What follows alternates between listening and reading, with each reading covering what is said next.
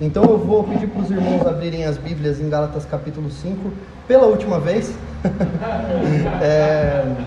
E hoje, olha só, não é do versículo 22, é a partir do versículo 26, que é o último verso do capítulo 5. Então, Gálatas 5, do 26, e hoje nós iremos até o verso 5 do capítulo 6, ok? Então, Gálatas 5, a partir do verso 26, e nós iremos até o verso 5 do capítulo 6. Amém.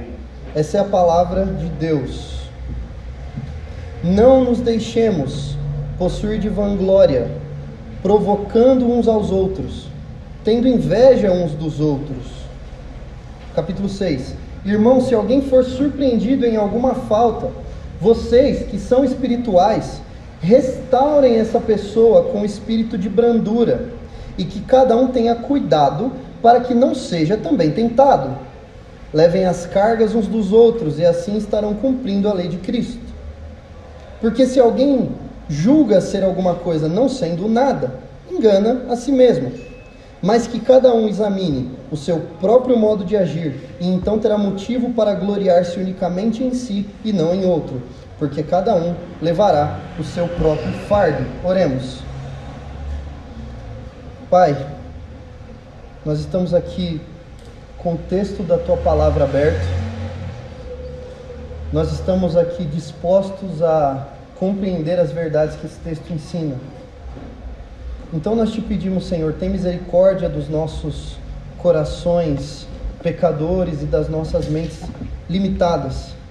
Tem misericórdia de nós, Senhor, e ensina-nos o que esse texto tem a nos exortar, aquilo que esse texto quer que nós apliquemos na nossa vida prática, para que nós sejamos santificados e cada vez mais parecidos contigo, em nome de Jesus. Amém. Irmãos, há uns anos atrás, eu trabalhei numa empresa, e uma vez eu tive um treinamento nessa empresa, que foi um treinamento muito interessante. No meio desse treinamento, o palestrante ele trouxe para a gente uma série de atitudes que ele chamou de síndromes, não é? Que eram atitudes que normalmente se repetiam, né, ao longo daquele negócio, daquele tipo de trabalho que nós fazíamos. E ele falava de várias síndromes, né? Tinha a síndrome do coitadinho, que era, eu me lembro que era a pessoa que quando qualquer coisa dava errado a pessoa estava chorando e sofrendo. E aí tinha a síndrome do insubmisso, que era a pessoa que era incapaz de obedecer os seus líderes. E assim ele dava uma série de síndromes e atitudes de pessoas que cometiam ali erros enquanto estavam trabalhando, ou que tinham algum tipo de perfil que não era compatível com o trabalho que a gente precisava desenvolver. E o que me chamou mais atenção nesse treinamento foi a última síndrome. Porque depois que ele havia exposto todas aquelas síndromes e dito, tem gente que faz assim, tem gente que faz assado, tem gente que faz assim dessa outra maneira, ele mostrou, e tem gente que tem essa síndrome aqui. E ele chamou de síndrome do líder soberbo. O que era a síndrome do líder soberbo? Era a síndrome da pessoa que viu todas as outras síndromes, e todas as vezes que viu lembrou de alguém, mas não conseguiu se encaixar em nenhuma delas. É a pessoa que ficou vendo aquelas atitudes erradas que o palestrante comentava a respeito e que ficava, fulano é assim mesmo, ciclano faz daquele jeito. E aí essa pessoa se encaixaria na síndrome do líder soberbo, porque a soberba dessa pessoa não permitia que ela se enxergasse em nenhuma daquelas categorias. Tamanha era a qualidade do trabalho que ela achava que entregava. Tamanha era a qualidade do perfil dessa pessoa. Ela via os erros e falava, não, isso não sou eu não, fulano faz isso, fulano faz aquilo. Irmãos, o nome da pregação de hoje é Ninguém é melhor que ninguém. E por que este nome para esse sermão? Porque esse texto que nós lemos agora, ele é um ensinamento a respeito de qual é a atitude que nós temos que ter uma vez que nós aprendemos o que são obras da carne e o que é o fruto do Espírito. Nós acabamos de aprender em 6 pregações nas obras do fruto do Espírito e 3 nas obras da carne. Em 9 pregações, nós aprendemos o que a carne faz e o que o Espírito faz. Como a carne se manifesta, como o Espírito se manifesta. Nós aprendemos que as obras da carne são resultados das nossas inclinações pecaminosas, dos nossos desejos pecaminosos, da nossa natureza caída de Adão, certo? E aprendemos que o fruto do Espírito é o que surge a partir do Espírito Santo que habita em nós. Nós sabemos que no que diz respeito ao nosso relacionamento com Deus, o fruto nos torna cada vez mais parecidos com Cristo, cada vez mais próximos daquilo que seremos no novo céu e na nova terra. Mas aqui entra algo importante. A nossa santificação, ela é um processo que não envolve somente você e Deus. A nossa santificação sempre tem, em algum nível, o envolvimento do próximo. O fruto do Espírito manifesto no povo de Deus é um processo tanto individual quanto coletivo. O próximo participa disso. Deus frutifica atributos bons no seu povo também através do relacionamento que existe no povo de Deus. Então, não só como cristãos, individualmente nós vivemos o crescimento do fruto do Espírito, mas coletivamente entre irmãos, quando nós vivemos a vida de igreja, o discipulado, a comunhão na Santa Ceia, a confissão de pecados uns com os outros, a exortação, tudo isso também é parte do processo de santificação, do processo de abandonar as obras da carne e viver no Espírito. Perceba que existe uma coletividade na maneira como o Espírito Santo faz com que o fruto cresça em você. Todos nós precisamos uns dos outros para crescermos em santidade. Vida cristã é coletiva. Deus usa também a igreja, os irmãos, o relacionamento para santificar o seu povo. Tendo isso em mente, e lembrando da história que eu contei, de quando eu trabalhava lá na empresa, quando nós aprendemos, isso por causa do nosso pecado, quando nós aprendemos, e que atire a primeira pedra, quem não passou por isso aqui durante as exposições do fruto do Espírito e das obras da carne, quando nós vemos em duas listas, conforme nós estudamos, o que agrada a Deus e o que desagrada, existe sempre o risco de nós olharmos para o outro e não para nós. Esse risco existe. Existe sempre o risco de olhar para o outro quando o assunto é necessidade de santificação ou fruto do Espírito que tem que ser manifesto e não olharmos para nós. Existe sempre a tendência de entender aqui o que é domínio próprio. Fulano está precisando exercer domínio próprio. Ciclano está manifestando a idolatria e obra da carne aí. Essa tendência existe. Aquele outro irmão lá, ele é irado, ele é imoral, precisa de longanimidade. Acho que o outro sem domínio próprio, ele não é crente não. O próprio Jesus disse em Mateus 7, os versos 3 e 5, o seguinte: por que você vê o cisco no olho do seu irmão, mas não repara na trave que está no seu próprio olho? Ou como você dirá ao seu irmão: deixe que eu tire o cisco do seu olho, quando você tem uma trave no seu próprio olho? Hipócrita, disse Jesus, tire primeiro a trave do seu olho, e então você verá claramente para tirar o cisco do olho do seu irmão. Então, agora que nós sabemos o que emana da carne e o que emana do Espírito, agora que nós entendemos as obras da carne, entendemos o fruto do Espírito, como então deve ser a nossa atitude coletiva, a nossa atitude em grupo em relação a isso? Como tratar essas duas listas? Lembrando sempre do outro que está precisando aí, usar aquilo como material de fofoca. Vamos ver o que Paulo diz para nós. Verso 26 do capítulo 5. Não nos deixemos possuir de vanglória, provocando uns aos outros, tendo inveja uns dos outros. Então nesse verso 26 do capítulo 5, Paulo, ele nos manda ter cuidado com três coisas.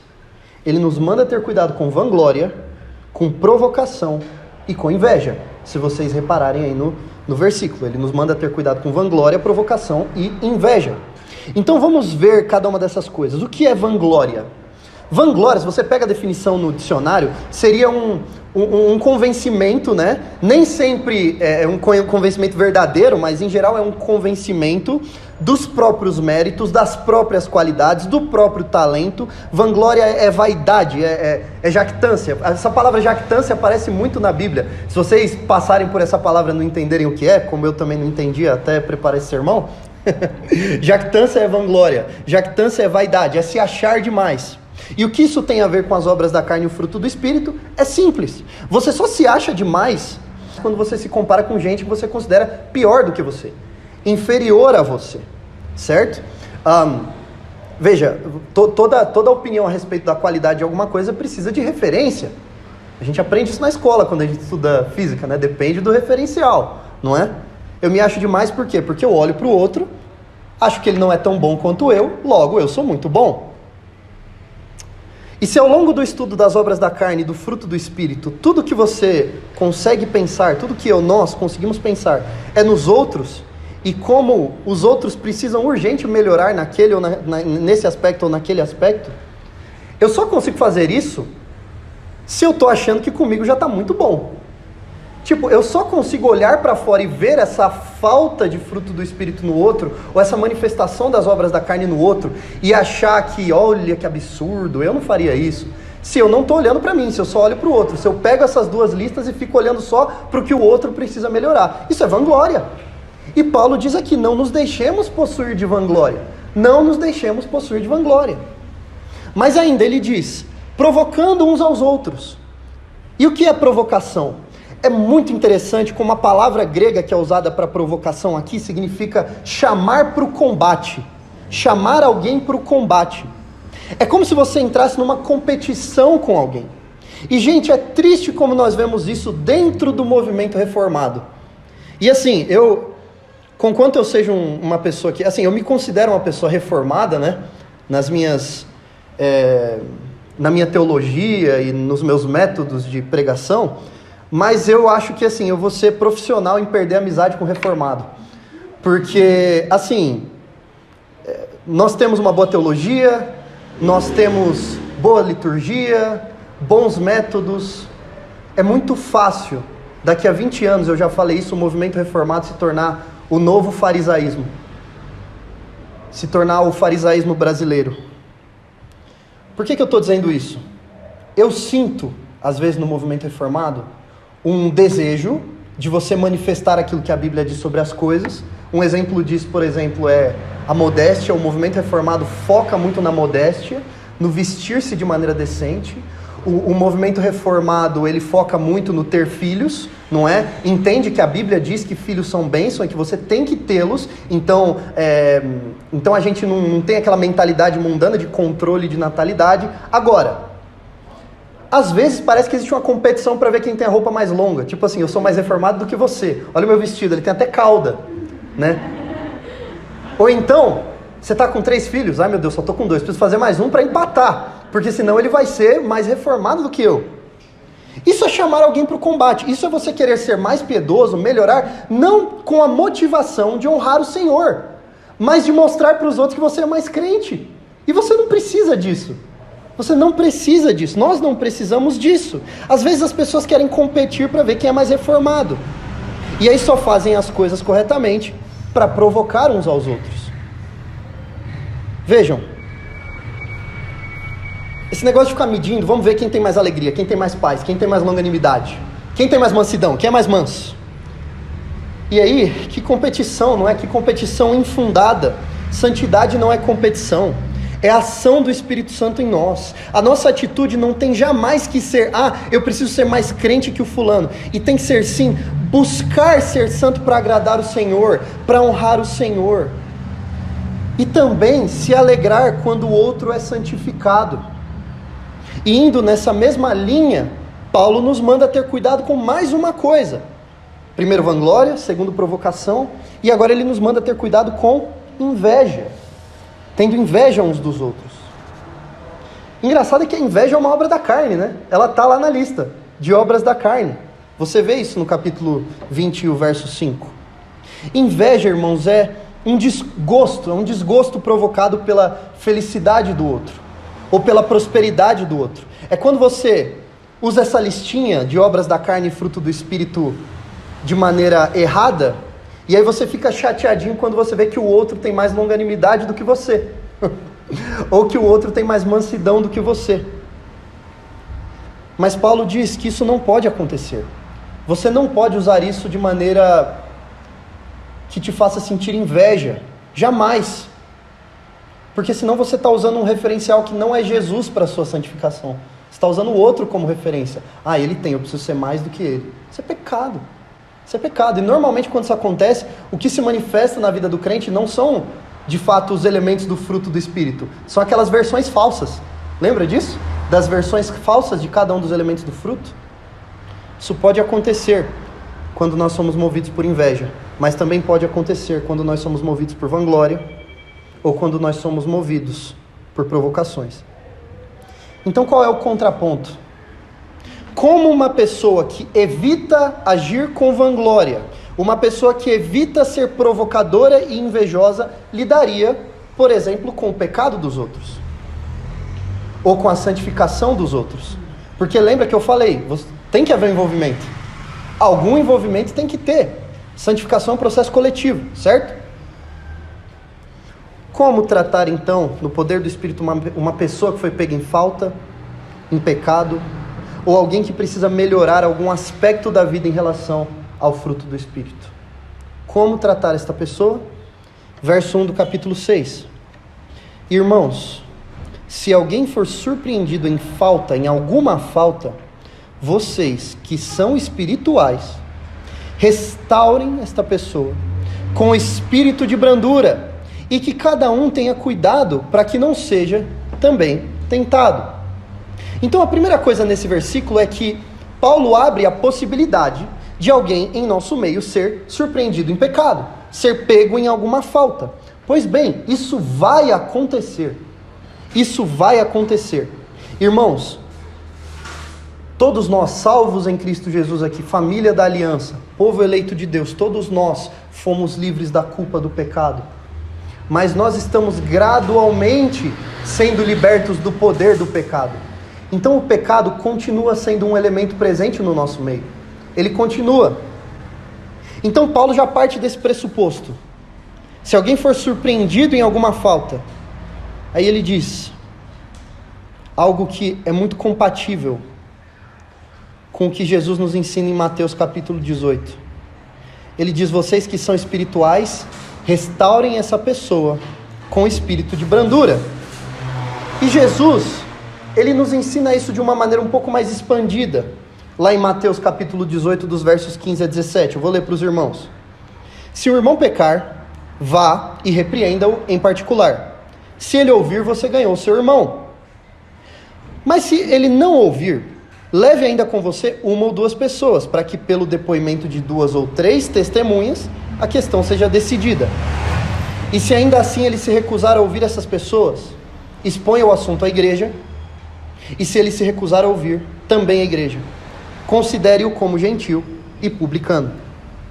E Paulo, ele está de maneira muito resumida, falando exatamente isso. Obrigado. Ele está fazendo aqui uma pequena síntese do ensino de Jesus. Reparem no ensino de Jesus em Mateus 18. Os reformados adoram usar esse texto para dizer: Jesus ensinando a expulsar gente da igreja. É verdade. É verdade.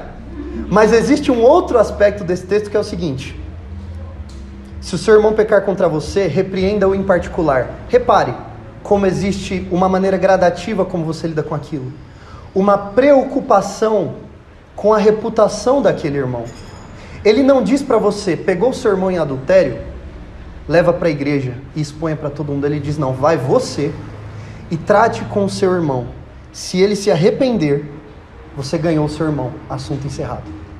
Ninguém mais precisa ficar sabendo. Perceba como existe uma gradualidade ali, bela assim, de Jesus se preocupando realmente com a pessoa.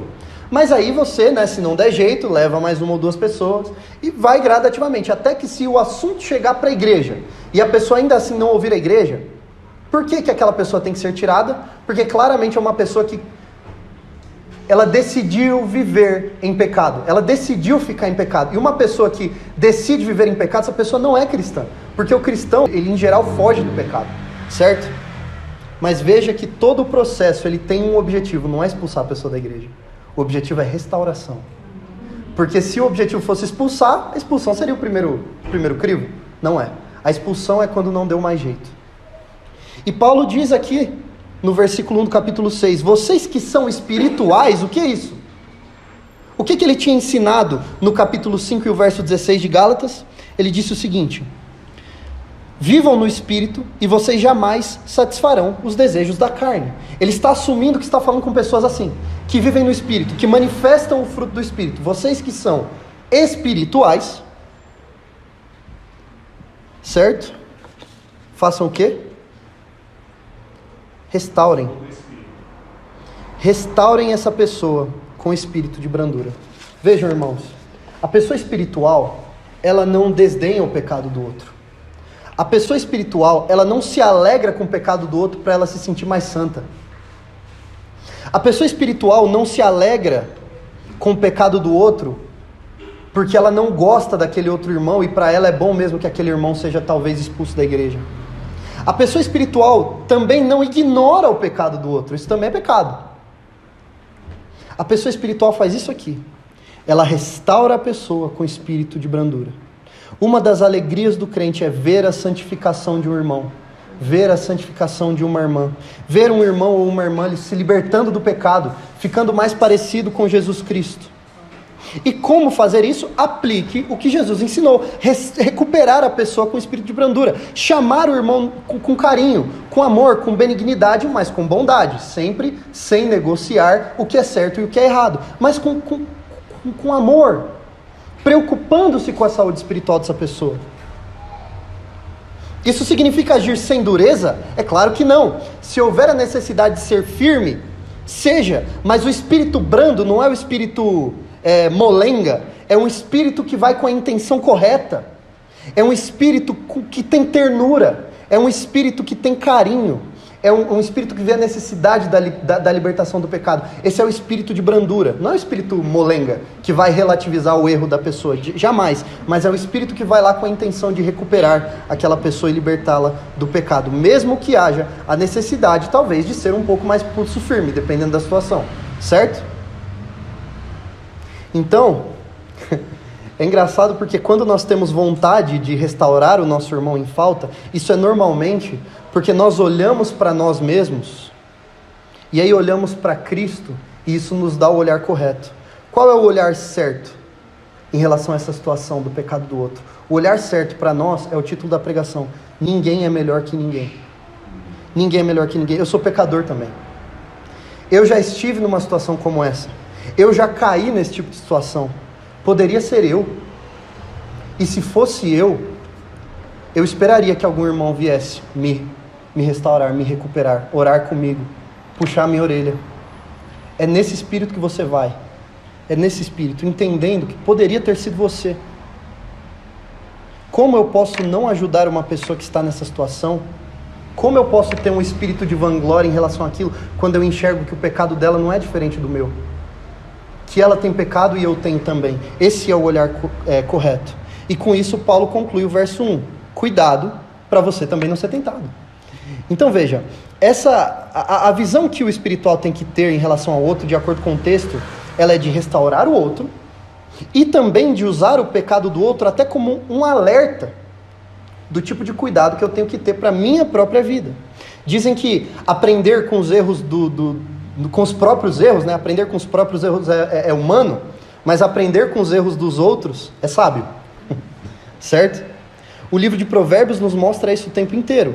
Uma pessoa observando os erros das outras e fazendo reflexões, não é, sobre os cuidados a tomar. A gente lê Provérbios, a gente vê a sabedoria tendo uma certa personificação, a sabedoria sendo tratada como uma pessoa que observa o que os outros fazem e entendem qual é o correto. Então vejam que existe essa via dupla: como tratar o pecado do irmão, restaurá-lo e usar o pecado dele como referência para você também não cair, certo? Perceba, esse irmão percorreu um caminho e ele caiu no pecado. Esse caminho agora tem que ser um alerta para mim, para eu também não percorrê-lo, ok? Então isso, irmãos, é a atitude oposta de tratar o pecado dos irmãos com vanglória, com provocação e com inveja.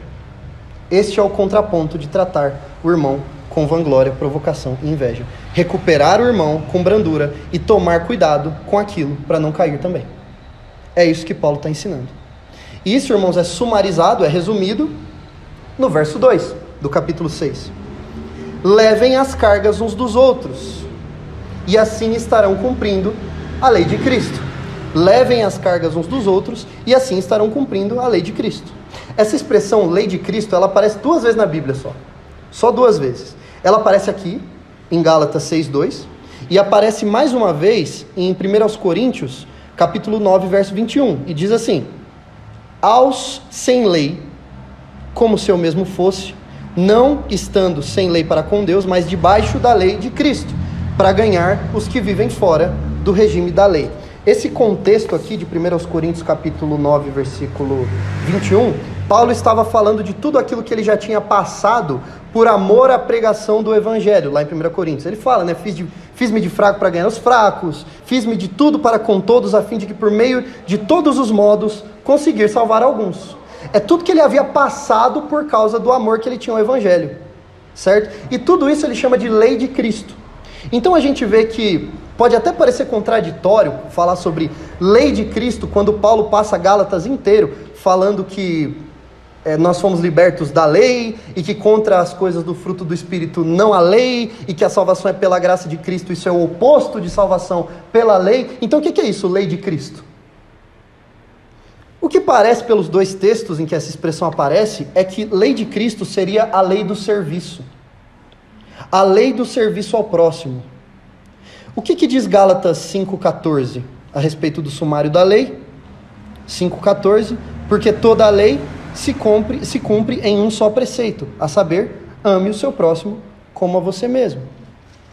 Cumprir a lei de Cristo é cumprir a lei do serviço ao próximo, para ajudá-lo no processo de santificação, para apoiá-lo na vida prática, para servi-lo mesmo. O próprio Jesus disse em Mateus 20, 28, que o Filho do Homem havia vindo não para ser servido, ele veio para servir e dar a sua vida em resgate de muitos.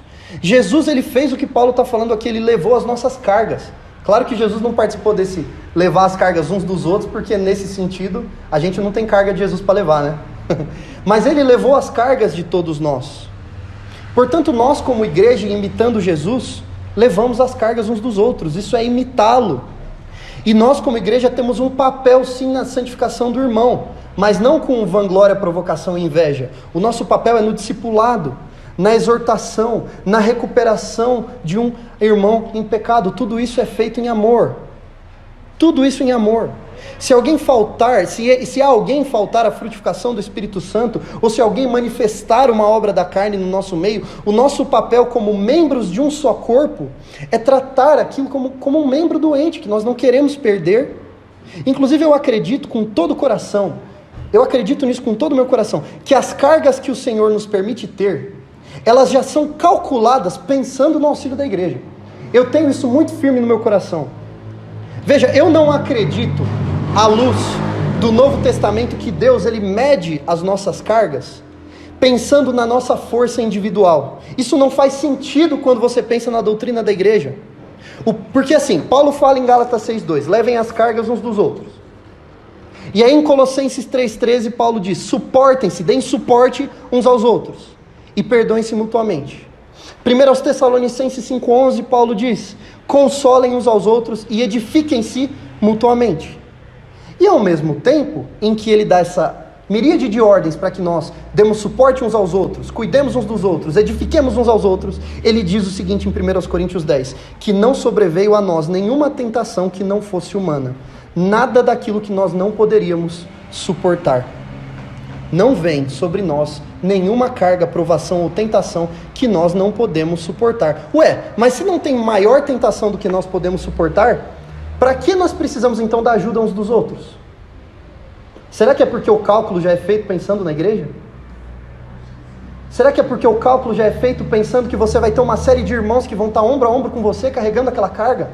Deus não faz esse cálculo de maneira individual nunca. A salvação, ela é individual do ponto de vista da justificação. Mas o processo é coletivo. A caminhada é com os irmãos. É por isso que não faz sentido uma pessoa que diz que crê em Cristo e não faz parte de um corpo, de uma igreja.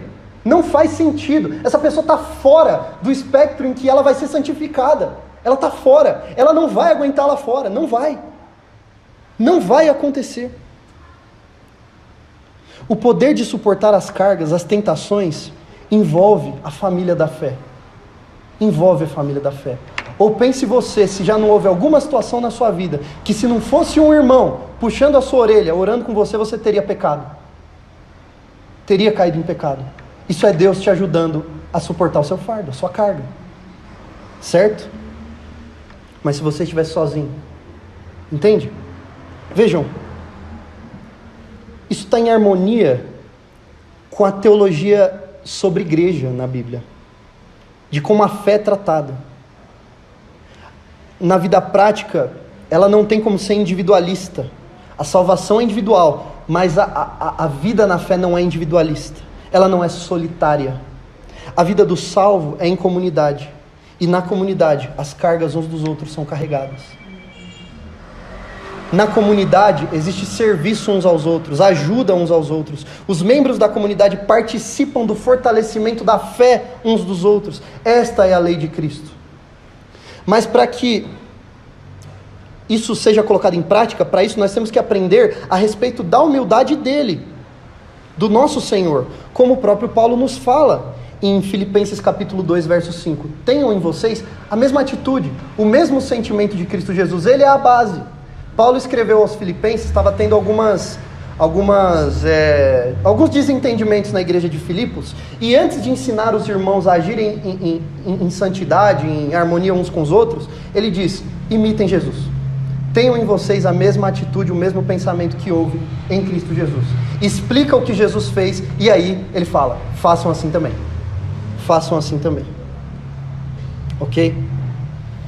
Sem essa humildade de Jesus, o que acontece é que nós lemos a lista de obras da carne e pensamos em um monte de gente que tem aquilo, e não porque nós queremos ajudar essas pessoas, mas porque nós queremos condená-las.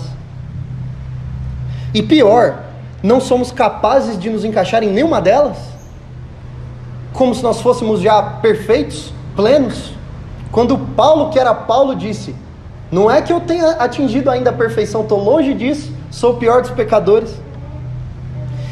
E de mesmo modo nós pegamos a lista de elementos do fruto do Espírito e pensamos em um monte de gente que precisa daquilo urgente, e não somos capazes de ver esses elementos faltando em nós, porque achamos que somos bons demais e em posição de fazer essa avaliação. Nós nos temos em alta conta, achamos que somos melhores que os outros, achamos que somos alguma coisa, quando nós não somos absolutamente nada. Nada. E aí olha o verso 3, porque se alguém julga ser alguma coisa não sendo nada, engana-se a si mesmo. Se alguém julga ser alguma coisa não sendo nada, engana-se a si mesmo. Sabe, irmãos, por que existe uma área em que o crente em geral, eu estou me incluindo nessa, falha bastante na sua fé, que é essa área aqui. Jesus, ele disse em Mateus capítulo 5, versículo 3, que o reino dos céus era dos humildes de espírito, dos pobres de espírito. E o que é pobreza de espírito? É você chegar diante de Deus espiritualmente pobre, sem nada, humilde. Eu não tenho nada, eu não sou nada. Jesus olha para esses e fala: dele é o reino dos céus. Ele reconheceu o próprio pecado, a própria miséria, olhou para Cristo e viu salvação. Deles é o reino dos céus, dos humildes, dos pobres de espírito. A fé que Deus nos dá, ela nos faz olhar para Cristo, autor e consumador da nossa fé.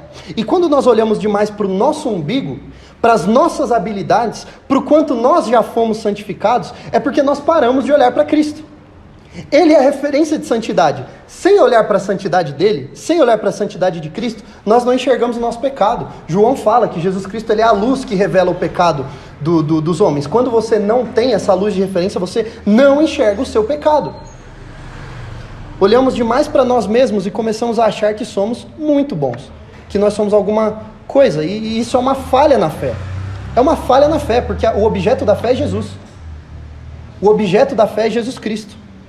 Se nós não olhamos para Ele para enxergarmos o nosso pecado, nossa fé está falha.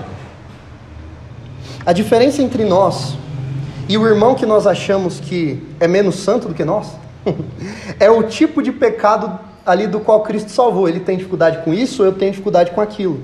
Mas todos nós temos o pecado original de Adão dentro de nós. Em suma, nós somos todos mendigos miseráveis, tentando avisar outros mendigos onde é que tem pão. É só isso. O nosso papel é, sim, lidar com o pecado do irmão e ajudá-lo, mas nós não podemos olhar para o pecado alheio com o sentimento de que nós temos algum direito de fazer acusações infundadas. E uma das maneiras de não falhar nesse ponto, de não falhar nesse aspecto, de deixar de olhar para Jesus, está exatamente no versículo 4, olha só. Mas que cada um examine o seu próprio modo de agir, e então terá motivo para gloriar-se unicamente em si, e não no outro. Vamos lá. O que ele está falando aqui? Pega esses atributos do fruto do Espírito, pega essa lista das obras da carne, que Paulo ensina, e meça a si mesmo por essa régua. Coloca a sua pessoa debaixo desse crivo. Pega o fruto do Espírito, aquilo que você aprendeu, pega as obras da carne e avalie-se a si mesmo, examine o seu próprio modo de agir. Quando você fizer isso, você vai estar se comparando com Jesus Cristo. Porque lembre-se, os elementos do fruto do Espírito são elementos que foram manifestos em Jesus perfeitamente. Pegue os elementos do fruto, compare com o seu próprio modo de agir. E assim você vai estar se comparando com Jesus Cristo, não com o outro. Não olhe para o outro para você se sentir mais bonzinho.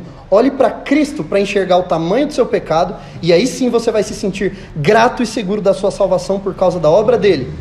E peça que ele te santifique. Assim você terá motivo para ter algum tipo de glória, algum tipo de alegria unicamente naquilo que Deus fez em você, em Cristo. E não usar o pecado do outro como régua para você se sentir um pouquinho melhor. Porque eu só adulterei uma vez e ele adulterou 5.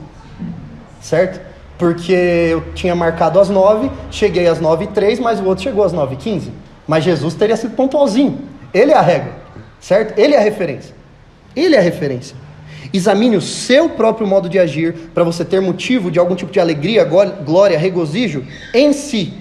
E não no outro. Não pegando o outro como régua. Não é assim. E o versículo 5 diz por quê? Porque cada um levará o seu próprio fardo. Cada um levará o seu próprio fardo. E aí, irmãos, não parece que esse verso 5 aqui contradiz o verso 2? Olha o verso 2 aí. Levem as cargas uns dos outros. E aí o verso 5, cada um levará o próprio fardo. Não parece que tem uma contradição, certo? Bom, primeiro, são duas palavras diferentes, tá? São duas palavras diferentes. Uma é carga e a outra é fardo. Carga, ali pelo contexto, a gente viu que era a necessidade da santificação, a dificuldade no momento da tentação e tal.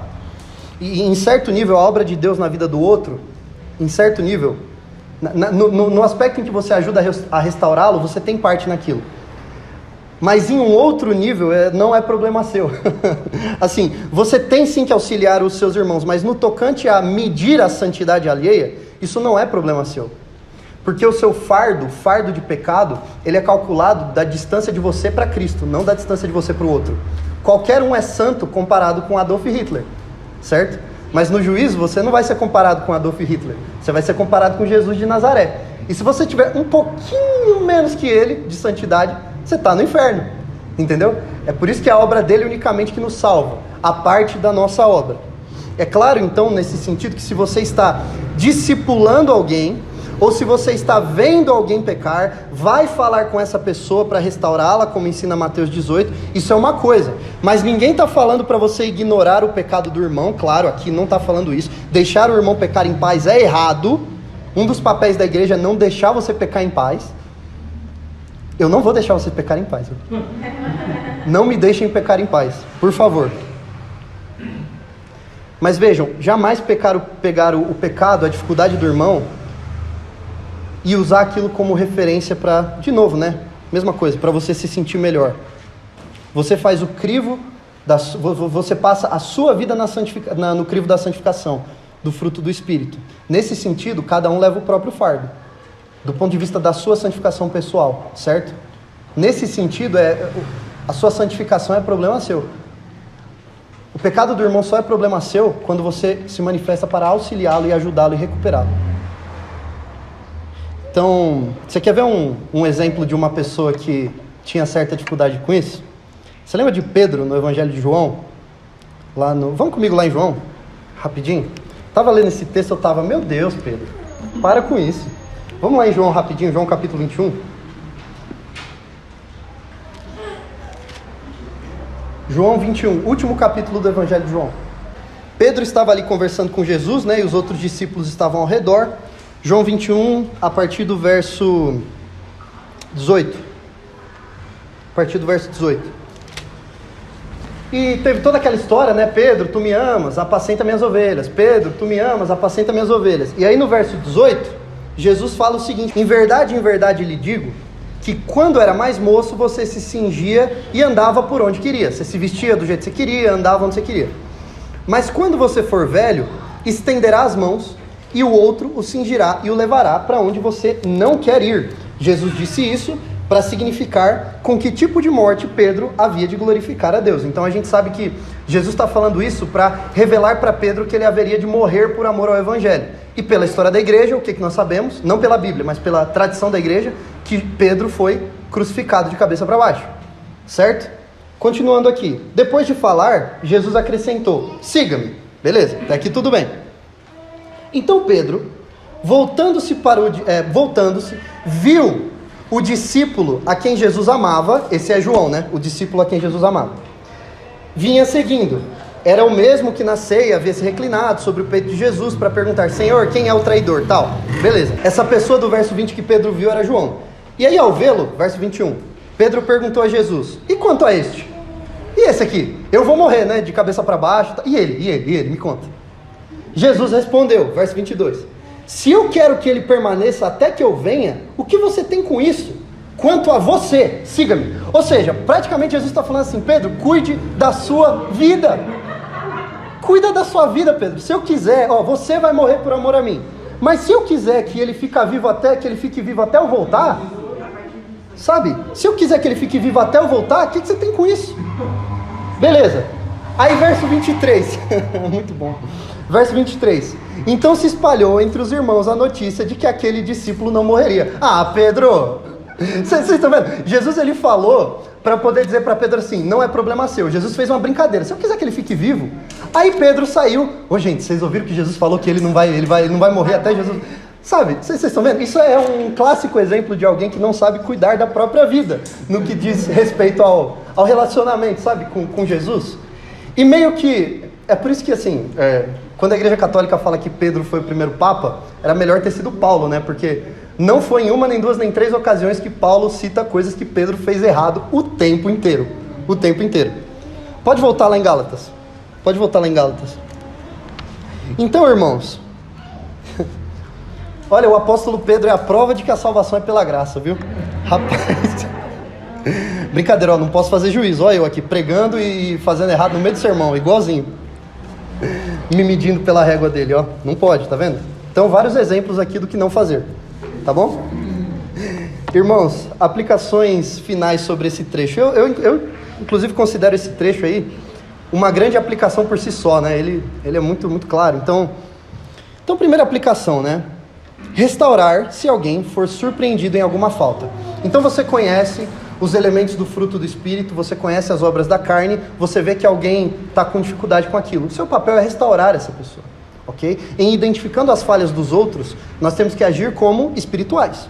Isso quer dizer que o nosso papel é não agir com vanglória, não agir com provocação, não agir com inveja. O nosso papel é restaurar, recuperar, trazer de volta, ajudar o irmão no processo de santificação. Segundo, ter cuidado para que nós também não sejamos tentados. Veja, é bem fácil assim deixar a peteca cair. Então, como o próprio Paulo falou, aquele que está de pé, cuidado para que não caia, certo? Terceiro, nós temos que levar as cargas uns dos outros, ajudar os irmãos e apoiá-los no processo de santificação. Quarto, nós temos que tomar cuidado para não julgar que nós somos alguma coisa. Cuidado, nesse processo é muito fácil você achar que você está indo restaurar porque você é muito bom e emana um pecadinho ali do seu coração. Veja, só quem é alguma coisa é o Senhor Jesus. Você está indo até essa pessoa para levar Jesus, certo? E não a si mesmo. Como eu disse, nós somos todos mendigos que encontraram pão, tentando dizer a outras pessoas onde está o pão.